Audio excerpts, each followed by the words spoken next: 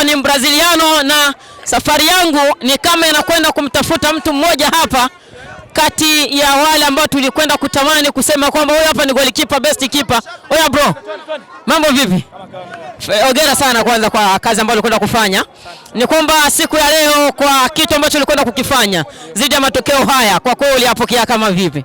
Yaani matokeo kama haya, yaani nimefurahia sana. Yes. Yaani nimefurahia kwa sababu ni timu ambayo nilikuwa sitegemei ama hata nao walikuwa wategemei kama wanaweza wakapata matokeo kama haya.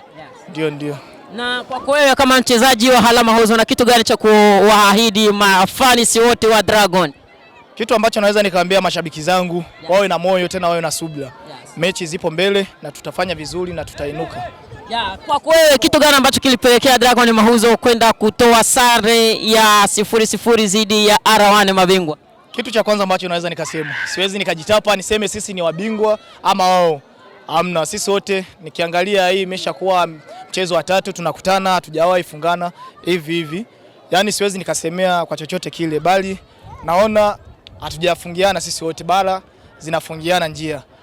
Basi kuna vitu ambavyo bado vinahitajika kufanya nini? Kukosolewa ili mambo yaende vizuri afu milango ionekane. Ila jinsi ambavyo unavyoona mlango sio sasa hivi eti watufunge ama na sisi tuwafunge bado.